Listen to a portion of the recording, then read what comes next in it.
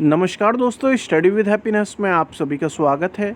और दोस्तों, आज की वीडियो में हम बात करेंगे कि गवर्नमेंट जॉब की प्रिपरेशन किस प्रकार की जाए। दोस्तों, अगर आप हमारे चैनल पर नए हों तो चैनल को सब्सक्राइब कर लीजिए, जिससे कि आपको गवर्नमेंट जॉब से रिलेटेड गाइडेंस हमारे चैनल के माध्यम से मिलती रहे। दोस्तों, कमेंट किया है अभिजीत गुप्ता जी ने। शायद ये हमारे चैनल पर काफ़ी लंबे समय से जुड़े हुए हैं, तभी इन्होंने ये बात लिखी है कि आपने एक वीडियो में कहा था कि आपने 50 से ज़्यादा एग्ज़ाम दिए, कोई क्लियर नहीं हुआ। दोस्तों, बहुत से अभ्यर्थी ऐसे होंगे जो कि अभी चैनल पर नए नए जुड़े हैं, उन्हें शायद ये जानकारी नहीं होगी। दोस्तों, जैसे कि मैंने आप लोगों को बताया था कि गवर्नमेंट जॉब में आने से पहले मैं पहले जो है प्राइवेट में भी काम करता था, कॉन्ट्रैक्ट बेस पे काम करता था। तो उस समय पर मैं एग्ज़ाम भी देता था कि भाई कहीं ना कहीं गवर्नमेंट जॉब में सिलेक्शन हो जाए। और ये बात भी सही है कि 50 से ज़्यादा एग्ज़ाम दिए होंगे, क्योंकि जैसी एज हो गई थी 18, उसके बाद जो है एग्ज़ाम देना स्टार्ट कर दिए थे। और गवर्नमेंट जॉब जाके लगी 23 के बाद।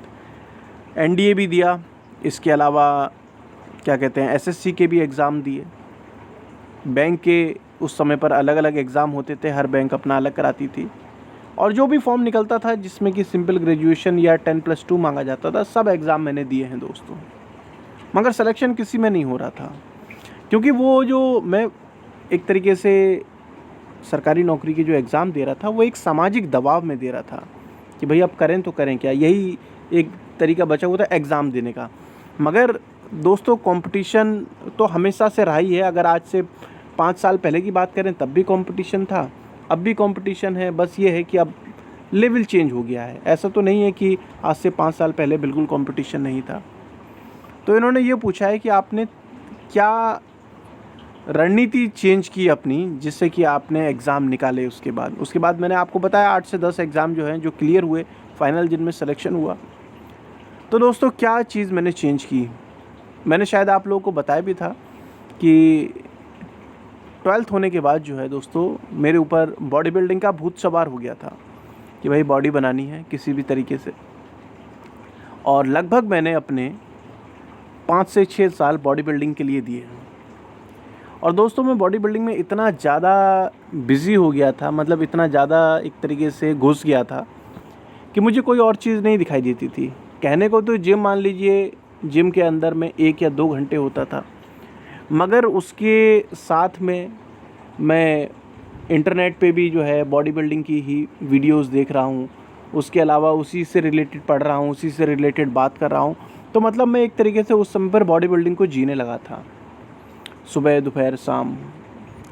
तो क्या हुआ दोस्तों कि कहने को तो मैं फॉर्म डाल रहा हूँ, मगर दिमाग कहीं और लगा हुआ है। अक्सर अभ्यर्थियों के साथ ये चीज़ होती है, आपके साथ कुछ और होगी तो आपको उसी चीज़ की कुर्बानी देनी है। मैंने ये किया दोस्तों, क्योंकि जब मुझे लगा था कि मेरी बॉडी बिल्डिंग जो है वो पढ़ाई के रास्ते में आ रही है, क्योंकि एक तो नींद आती थी बॉडी बिल्डिंग के बाद, और उसके अलावा जो है मन ही नहीं लग पा रहा था। तो आपकी भी कोई ना कोई फेवरेट चीज़ ऐसी होगी जिसमें आप सबसे ज़्यादा समय देते होंगे। हो सकता है प्रत्यक्ष रूप से इतना समय ना देते हो, मगर मानसिक रूप से आप उसी के बारे में सोचते रहते हो। तो आपको क्या करना है, सिर्फ अपना वहाँ से ध्यान हटाना है। इसके अलावा ये भी बात सच है कि शुरुआत के जो मेरे एग्ज़ाम थे उसमें मैं इसलिए भी असफल हुआ कि मैं प्रॉपर, मुझे गाइडेंस नहीं मिल पा रही थी कि किस एग्ज़ाम के लिए तैयारी करें। क्योंकि उस समय पर ऐसे बहुत से एग्ज़ाम थे जिसमें मैथ्स ज़्यादा आती थी, किसी में इंग्लिश ज़्यादा आती थी, किसी में जीएस ज़्यादा आती थी। अगर मुझे ये चीज़ें पहले से पता होती कि भाई किस चीज़ पर ज़्यादा फोकस करूं, तो शायद मैं जल्दी नौकरी पा लेता, इतना समय नहीं लगता।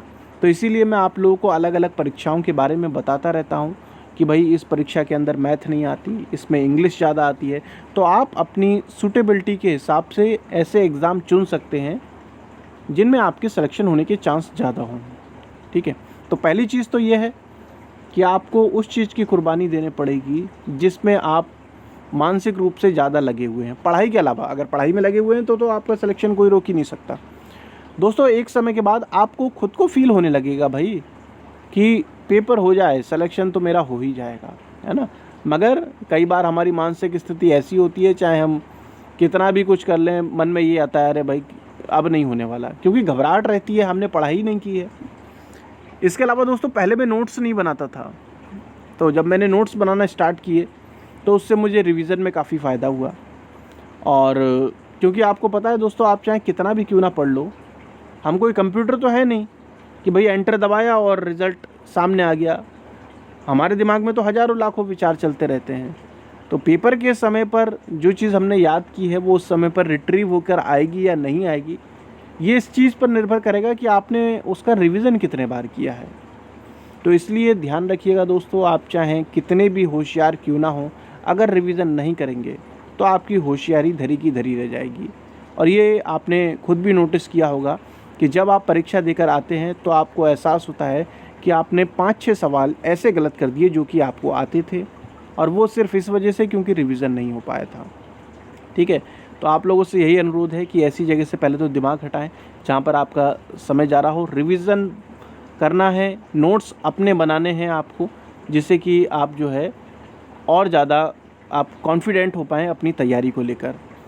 और दोस्तों शायद आपको पता होगा, जितने भी हमने मॉक टेस्ट कराए हैं, आप यकीन मानिए दोस्तों, मैंने उनमें जो क्वेश्चन रखे हैं ना वो चुन चुन के रखे हैं। आप समझ सकते हैं कि 50 तो पहले फेल होने का अनुभव, उसके बाद पास होने का अनुभव, तो मैंने अपना सारा अनुभव जो है अपने मॉक टेस्ट बनाने में लगा दिया था।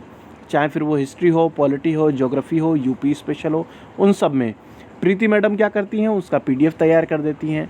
आप अगर हो सके तो आप हमारी प्लेलिस्ट देख सकते हैं, क्योंकि वीडियोज़ में रिवीजन करने में समय ज़्यादा लगता है, इसलिए आप लोगों के लिए PDF भी तैयार है।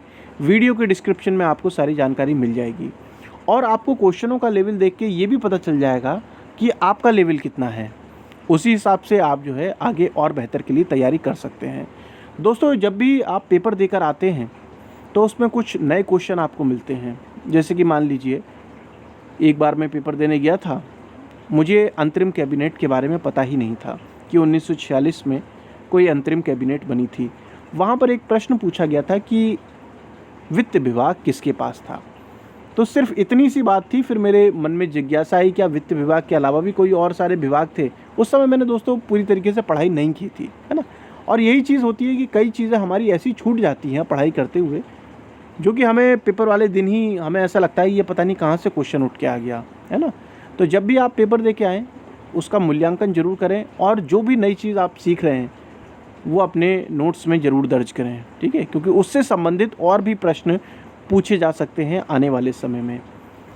देखिए, गलती से आप सीख सकते हैं मगर गलती को रिपीट नहीं कर सकते। गलती को अगर रिपीट करेंगे तो आप अपराधी बन जाएंगे, ठीक है। और कंपटीशन आपको पता है, कोई आप पे दया नहीं करने वाला, कोई किसी के लिए सीट नहीं छोड़ता है।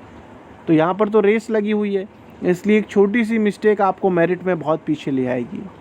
इसलिए दोस्तों आप अपनी तरफ से कोई भी कमी ना छोड़ें, और यदि आप ईमानदारी से पढ़ाई करेंगे तो आपका सिलेक्शन तो कोई नहीं रोक पाएगा। मगर ईमानदारी किसके प्रति? अपने प्रति। किसी को दिखाना नहीं है कि हम पढ़ रहे हैं, अपने प्रति ईमानदार हो जाओ। उसी दिन से जो है आपके अंदर कॉन्फिडेंस भी आने लगेगा, और आपकी तैयारी का जो स्तर है वो भी काफ़ी बेहतर हो जाएगा। अगर पढ़ाई से संबंधित आप कुछ और जानना चाहते हैं या आपकी कोई और क्वेरी है तो कमेंट सेक्शन में लिखिए। मैं इस तरीके की वीडियो आप लोगों के लिए और भी लाता रहूँगा, जिससे जो है अधिक से अधिक जो अभ्यर्थी हैं उन्हें लाभ मिलता रहे। ठीक है दोस्तों, तो जल्द मिलेंगे हम नेक्स्ट वीडियो में। तब तक के लिए जय हिंद, जय भारत।